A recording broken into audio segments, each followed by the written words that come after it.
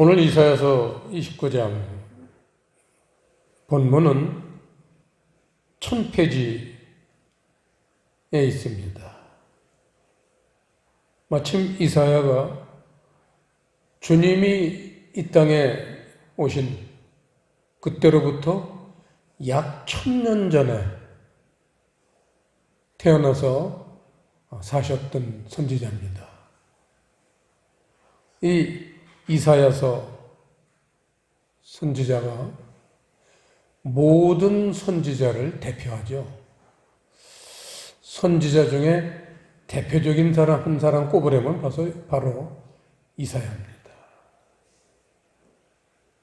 그래서 이 창세기에 에덴 동산에 우리 첫 인류가 태어나고 그러곤 많은 시대가 지나가서 오늘에 이르렀지만 그 중간에 큰 획을 걷는 데가 발원지 에덴 동산 시대, 그 다음에 이사야 시대, 그 다음에 예수님이 이스라엘에 태어나셔서 공생애를 사셨던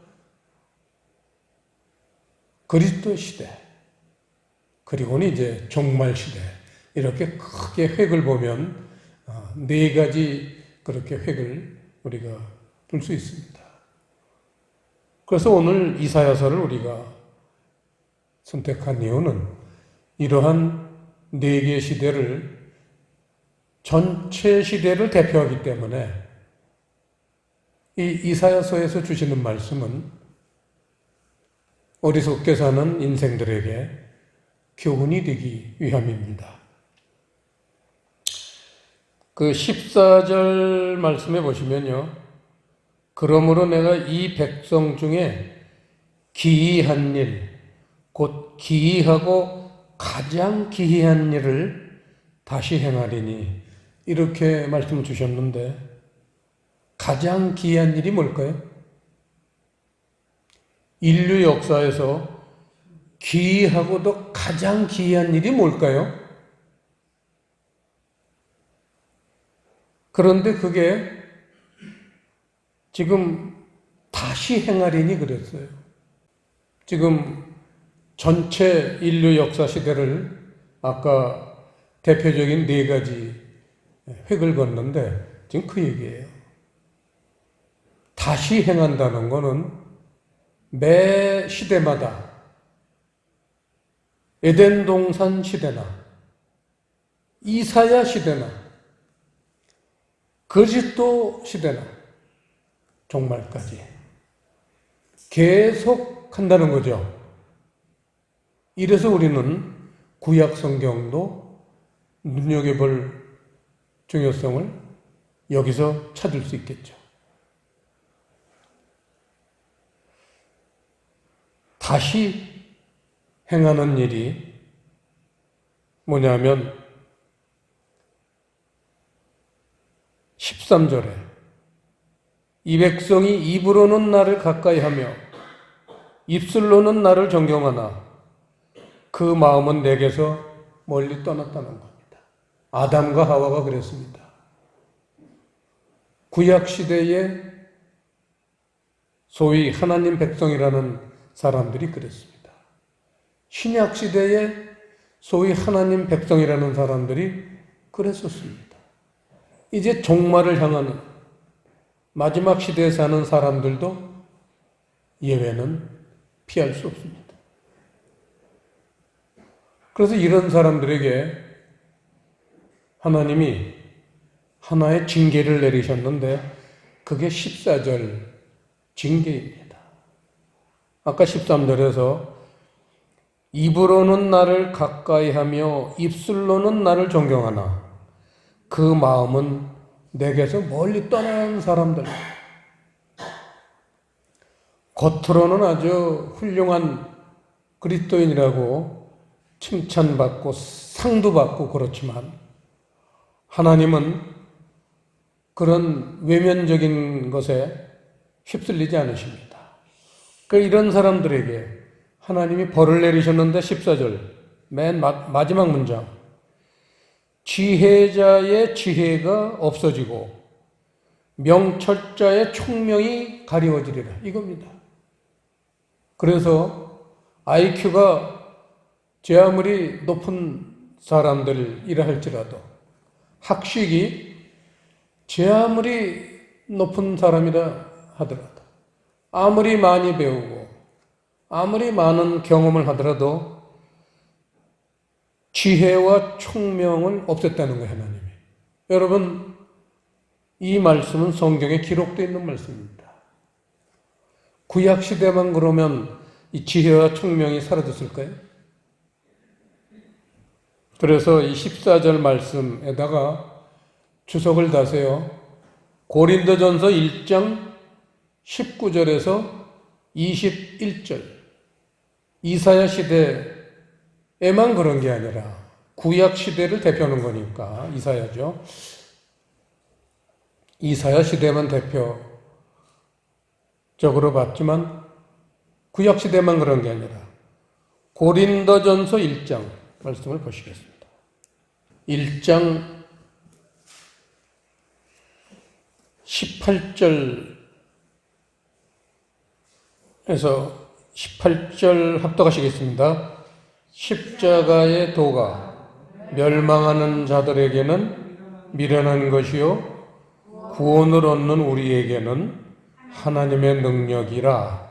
19절 시작.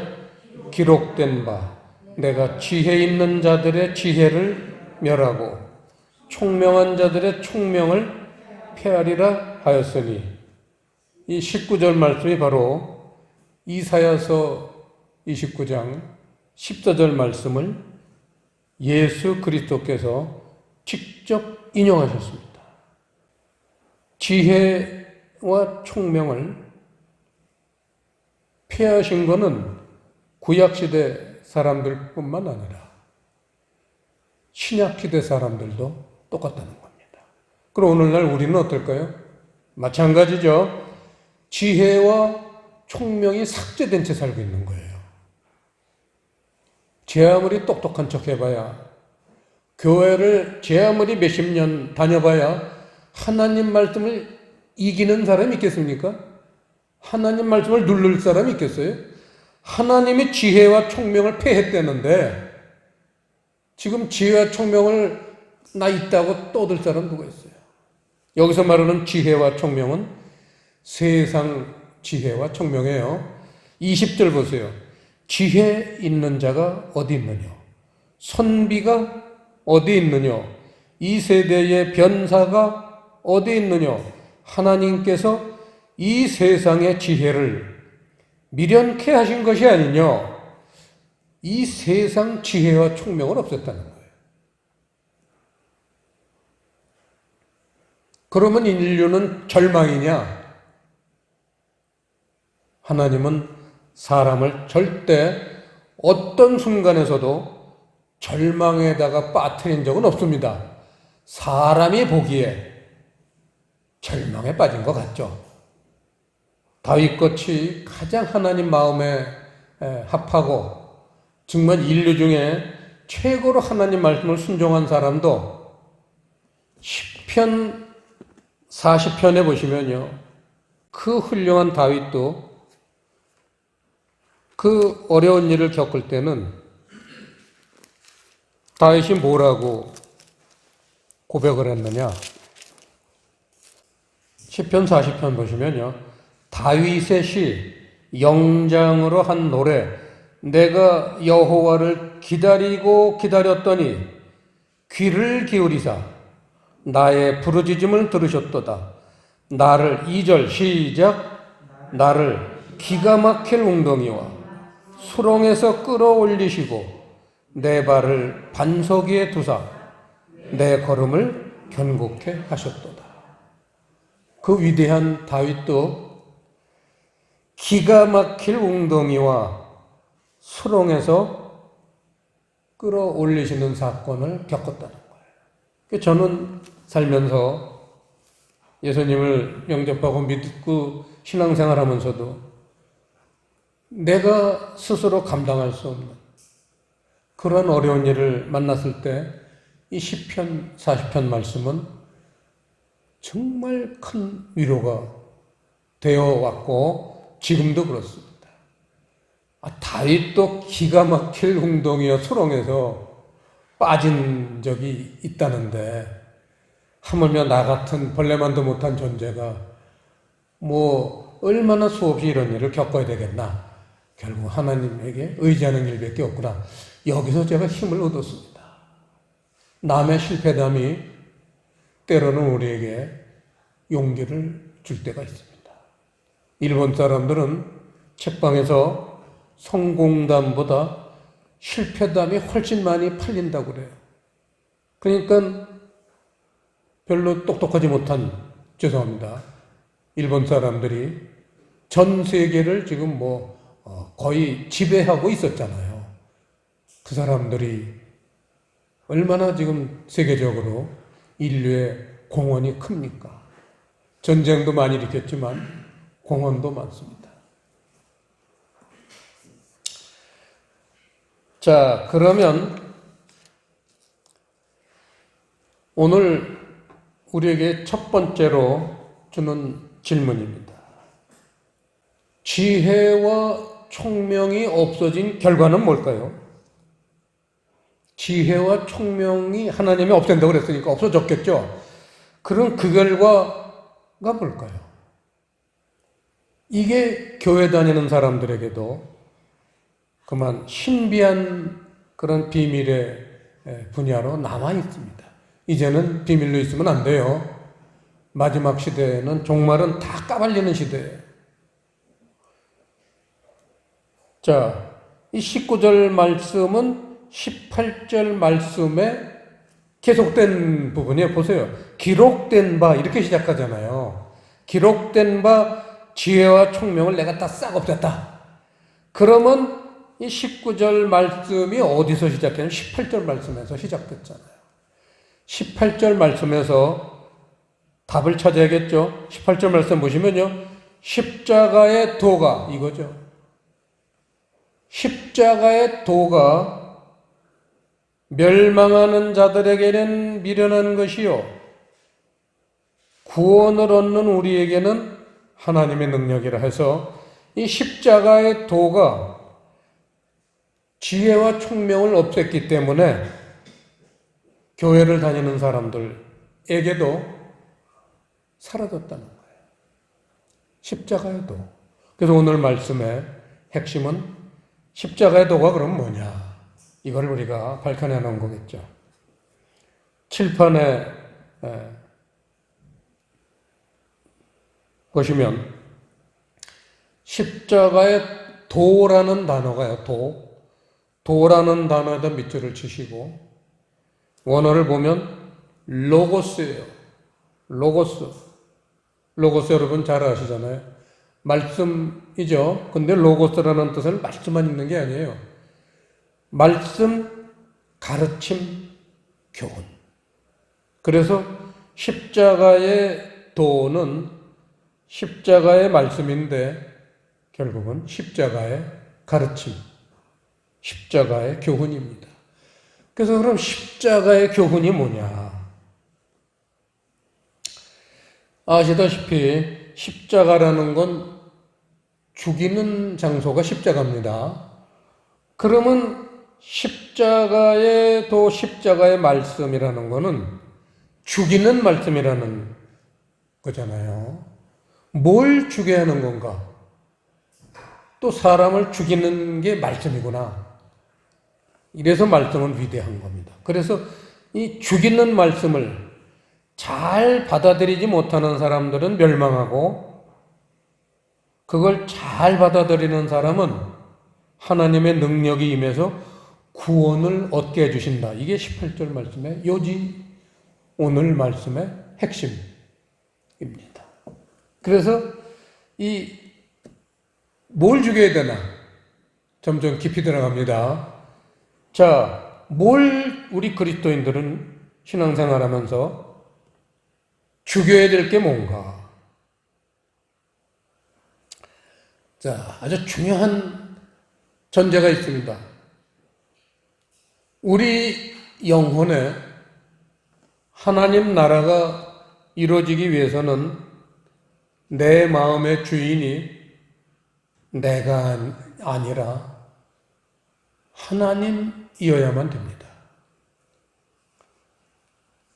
우리 영혼의 구원이라는 것은 곧 하나님 나라가 내 안에 이루어져야 하는 것인데, 그러기 위해서는 먼저 선악과 사건을 통해서 우리 안을 지배하고 있는 마귀와 귀신을 쫓아내야 돼요. 성경은 우리가 아래에서 났고 땅에서 속한 자고 육에 속한 자다, 이렇게 강조를 하고 있습니다. 왜 이렇게 강조를 했습니까? 바로 죽여야 될 것이 거기에 있기 때문입니다. 이를 위해서 하나님 말씀이 우리 내면 세계를 지배하고 있는, 아담 시대부터 지배하고 있는 우리의 악한 본성, 육의 본성을 제대로 활동하지 못하도록 그 능력을 무력화시키는 어떤 무기를 하나님이 예비해 놓으셨는데, 이게 바로 십자가의 도라는 겁니다. 그런데 이게 지금 세상의 지혜나 세상의 총명으로는 도달할 길이 없어요. 그래서 그대로 인류는 멸망하게 되었습니다. 하지만 오늘 고린도전서 21장 20절에 보시면요, 21절에 보시면요, 여기에 하나님의 희망의 메시지가 있습니다. 21절 시작. 하나님의 지혜에 있어서 이 세상이 자기 지혜로 하나님을 알지 못하는 거로 하나님께서 전도에 미련한 것으로 믿는 자들을 구원하시기를 기뻐하셨도다. 하나님의 지혜는 폐하지 않으셨어요. 하나님의 지혜는 없어질 수가 없는 거잖아요. 그런데 하나님의 지혜가 존재하고 있는데, 이 세상의 지혜를 통해서 사람의 지혜와 총명은 없어졌지만 하나님의 지혜는 지금 존재하고 있기 때문에 이 하나님의 지혜를 통해서 십자가의 도를 깨닫게 해주신다는 거예요. 그런 매개체가 뭐냐?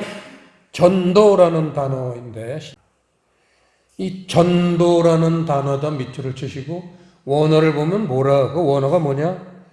전도라고 번역을 했지만 케리그마입니다.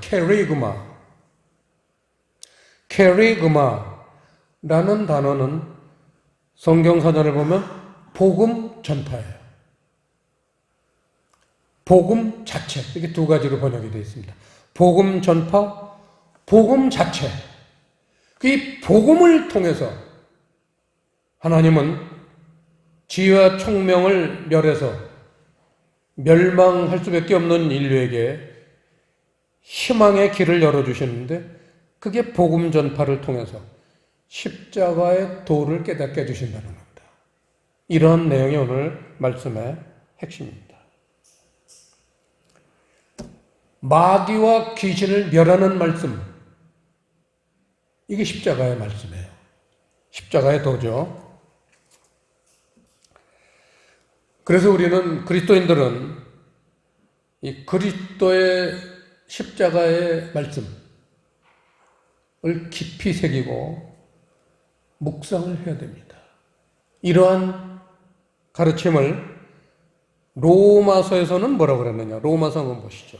로마서 10장 16절 17절을 보시면요, 그러나 저희가 다 복음을 순종치 아니하였도다. 이사야가 가로되 주여 우리의 전하는 바를 누가 믿었나이까 하였으니, 그러므로 17절 시작. 그러므로 믿음은 들음에서 나며 들음은 그리스도의 말씀으로 말미암았느니라.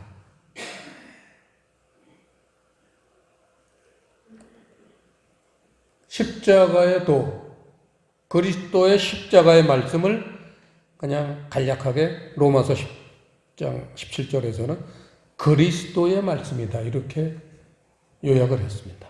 여기서 그리스도의 말씀, 이 말씀이라는 단어에다 밑줄을 치시고 원어를 보면은 칠판에 있는 흐레마예요. 그냥 로고스가 아니에요. 여기서는 흐레마예요. 우리를 구원에 이르게 하는 마귀의 괴계를 우리 안에서 우리를 넘어뜨리고 날마다 우리를 쓰러뜨리는 이 마귀의 그런 괴계를 쓰러뜨리는 무기가 뭐냐? 그리스도의 말씀, 흐레마라는 거예요. 흐레마. 흐레마가 영의 말씀, 진리의 말씀 그런 뜻입니다. 우리 내면에 주시는 말씀이라는 거죠.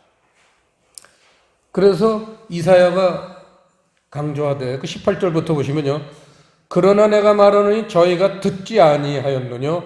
그렇지 아니하다. 구약 시대는 흐레마, 그리스도의 말씀이 없었느냐. 여러분 착각하지 마세요.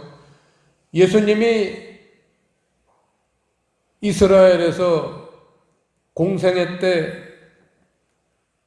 복음을 전파하셨지만, 그리스도의 말씀을 전파하셨지만, 그럼 그전에는 그리스도가 존재하지 않으셨느냐? 그분의 말씀이 없었느냐? 그렇지 않다는 거예요. 18절에. 그렇지 아니하다. 1000년 전 이사야가 부르짖는 거예요. 왜 그러냐? 그걸 인용했어요. 보시면 비읍이라고 해서 10편, 19편 4절 말씀에 그 소리가 온 땅에 퍼졌고 그 말씀이 땅끝까지 이르렀도다 하였느니라. 여기서 비읍에 그 소리가 온 땅에 퍼지고 그 말씀 위에 그 말씀에다 밑줄을 치시고 이 단어도 로고스가 아니라 흐레마예요. 흐레마 그리스도의 말씀은 이사야서 구약 시대에도 있었다는 거예요. 우리는 구약 시대에 살아보지 않았기 때문에 있었는지 없었는지 몰라요. 하나님 말씀을 통해서 우리가 배울 수 있습니다. 그래서 이 놀랍게도 우리 자신의 완고하고 악한 이 육신의 본성이 마치 봄에 눈 녹듯이 이 그리스도의 말씀을 통해서 사라지는 겁니다. 퀴즈를 하나 낼까요? 얼음이 녹으면 뭐가 되죠? 얼음이 녹으면 물이 되죠. 눈이 녹으면 뭐가 될까요? 넌센스 퀴즈입니다. 눈이 녹으면 뭐가 될까요? 봄이 돼요. 눈이 녹으면 봄이 오는 겁니다.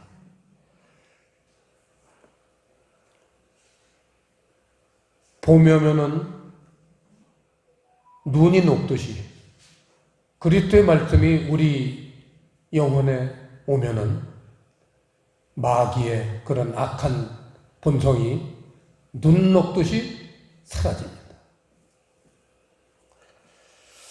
자, 이사야 시대는 물론이고 오늘 말씀을 봤지만 예수님 공생의 시대에 들어와서도 그 알량한 바리새인들, 서기관들, 당시의 율법 지도자들은 예수님하고 성경관이 달랐어요. 그래서 매일 예수님하고 논쟁을 벌이고 싸움을 벌이고 결국은 예수님을 십자가에다 못을 박아 죽인 이유가 성경관이 다르기 때문에. 그 이유가 뭐예요? 예수님은 십자가의 도를 가르치시는데 이 사람들은 내가 왜 죽어야 돼? 너나 죽어. 그 예수님을 죽인 거예요.